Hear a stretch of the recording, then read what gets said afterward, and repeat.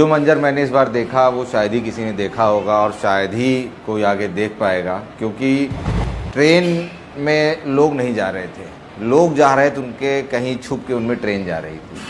आज भारत हर क्षेत्र में विकास के पथ पर अग्रसर है। चाहे वो कोई भी क्षेत्र हो, हर जगह बढ़ चढ़कर विकास कार्य हो रहे हैं, तरक्की हो रही है। आम जनों के लिए, लोगों के लिए नए नए संसाधन जुटाए जा रहे हैं।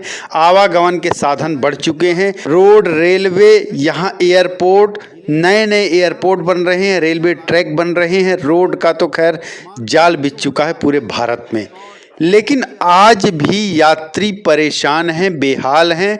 और खासकर किसी भी फेस्टिवल में, छठ जैसे बड़े त्योहार में, जहां की पूर्वांचल और तमाम बिहार, झारखंड जाने वाले यात्री बहुत ही ज़्यादा परेशानी का सामना कर रहे हैं। दिल्ली, मुंबई जैसे बड़े महानगरों से भीड़ देखी जा रही है। भीड़ का तांता लगा है। लोगों को जाने में खासी दिक्कत हो रही है और ऐसी दिक्कत हो रही है कि रेलवे का बुरा हाल है।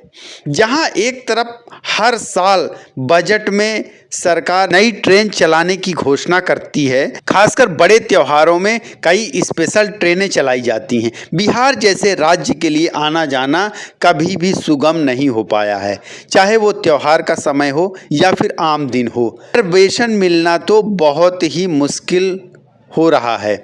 जहां एक तरफ इतनी सारी ट्रेनें चलाई जा रही हैं, लेकिन फिर भी ये ट्रेनें खचाखच क्यों जा रही हैं, भर के क्यों जा रही हैं, भीड़ क्यों इतनी ज़्यादा बढ़ रही है? क्या इसका कोई समाधान सरकार के पास नहीं है? क्या यात्री अपने घर जाने में ऐसे ही मुसीबतों का सामना करते रहेंगे? रेलवे के एक टीटी ने अभी हाल ही में छठ पूजा के अवसर पर जाने वाले यात्रियों की पूरी कहानी बताई और बताया कि कैसे इतना बुरा हाल है रेलवे का। खासकर जनरल बोगियों में तो पैर रखने की जगह नहीं है, जो जहां है वहीं खड़ा है।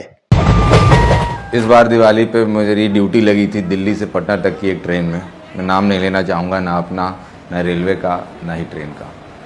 जो मंजर मैंने इस बार देखा वो शायद ही किसी ने देखा होगा और शायद ही कोई आगे देख पाएगा, क्योंकि ट्रेन में लोग नहीं जा रहे थे, लोग जा रहे थे उनके कहीं छुप के उनमें ट्रेन जा रही थी।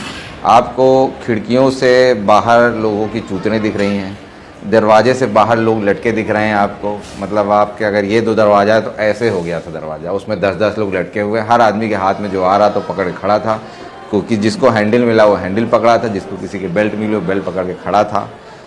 और टीसी का काम होता है कि जाके टिकट लोगों का चेक करना कि हर आदमी अपनी सीट पे बैठा है कि नहीं, और कोई एक्स्ट्रा आदमी हो तो उसका चालान काटने उसको उतार देना। तो टिकट तो तब कटता जब सीट देख रही होती। बोगी में सिर्फ लोग भरे हुए थे। किसी बड़ी मुश्किल से मैं भरा बोगी में घुसा, वो भी मैं घुसा सिर्फ इसलिए क्योंकि मुझे खुद पटना जाना था, वरना मैं उस दिन रिज़ाइन कर देता। फिर ये हुआ मेरी भी दिवाली छूट जाएगी, मैं किसी तरह घुस तो गया, लेकिन घुसने के बाद मुझे पता चला कि भीड़ क्या होती है। लोग कहते हैं कि कुंभ मेले में बहुत भीड़ होती है। मैं कहा अरे एक बार दिवाली पे किसी बिहार जाने वाली ट्रेन में बैठ के देखो तो पता चलेगा भीड़ क्या होती है। चारों तरफ सिर्फ इंसान थे, मतलब बोगी का कलर, सीट का कलर आपको नहीं पता चल पाएगा। डर लग रहा था कि कहीं किसी से टिकट मांगो तो कोई मुझसे सीट ना मांग ले, मैं कहाँ से दूंगा। टीटी को एक सीट दी जाती है कि ये आपकी सीट होगी, तो मैं कहता हूँ वो सीट आपको कोच में नहीं देनी चाहिए, वो या तो इंजन में दे दो। चाहे मुझे लगता है मैं हूँ ही क्यों टीटी, इससे अच्छा मैं लोको पायलट होता। कम से कम कितनी भीड़ होती, कम से कम 2 ही लोग बैठ के तो जाते। ट्रेन रात में चली थी और मैं S1 में घुसा किसी तरीके से मेहनत करके कि भाई मुझे भी लेते चलो। शुक्र किया जो लोग बैठे हैं, गुजारिश की भाई मुझे भी अंदर ले लो, मुझे भी जाना है। किसी तरह मुझे अंदर घुसाया गया। अगले दिन में पहुँचती है ट्रेन पटना और मैं S2 तक ही पहुँच पाया था। और चलने की जगह तो थी नहीं, तो आपको बोलना था भाई साहब मुझे थोड़ा ढकेल दो, क्योंकि भाई मुझे उठा के वहाँ रख दो, तो लोग आपको किसी तरह यहाँ से वहाँ पहुँचा दे रहे थे। और ऐसे में महिलाओं की सुरक्षा की बात हो रही थी कि पुलिस को देखने जाना था, कुछ हो तो नहीं रहा है। अब उस डब्बे के अंदर जो हो रहा है, जो होगा, वो उन्हीं लोग को पता है। ना वहाँ पुलिस पहुँच सकती, ना टीटी पहुँच सकता, ना वहाँ आर्मी पहुँच सकती है, कोई नहीं पहुँच सकता उन डब्बों के अंदर जब तक वो ट्रेन खाली नहीं हो जाती। उस ट्रेन के अंदर इतनी भीड़ थी कि एक बार आप घुस गए, जो पानी खाना आपके पास है बाहर उसे आप खा लीजिए और जो अंदर है उसे आप वहीं निकाल दीजिए, क्योंकि आप वहाँ से हिल नहीं सकते। लोग मुंबई में कहते हैं कि लोकल में बहुत भीड़ होती है, अरे एक बार दिवाली और छठ पे हमारे यहाँ आओ, दिखाते हैं भीड़ क्या होती है। तो मैं तो कहता हूँ महेंद्र सिंह धोनी ने अच्छा हुआ छोड़ दिया टीटी, वो जाके क्रिकेट खेलने लग गया, क्योंकि ये जॉब है ही नहीं करने लायक। बस उसको लग रहा है कि किसी तरह से वो अपने गंतव्य स्थान तक पहुंच पाए। ट्रेनों की संख्या बढ़ाने की बजाय क्यों न जनरल बोगियों की संख्या ही बढ़ा दी जाए।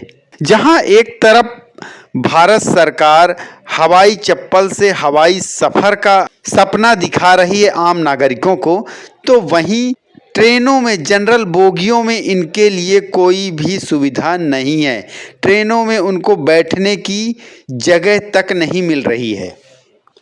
ये सब देखते हुए तो ऐसा लग रहा है कि इस मामले में सरकार बिल्कुल पूरी तरह से फेल हो चुकी है, क्योंकि त्योहारों में इस तरीके की भीड़ और लोगों को जान जोखिम में डालकर इस तरीके से सफ़र करने पर मजबूर करती ये सरकार आखिर कोई भी व्यवस्था क्यों नहीं बना पा रही है। क्या सरकार को ये नहीं मालूम है कि कोई भी त्यौहार आने से पहले पैसेंजरों को ढंग से उनके गंतव्य तक पहुंचाया जा सके? इसके लिए क्या सरकार कोई भी योजना नहीं बना पा रही है?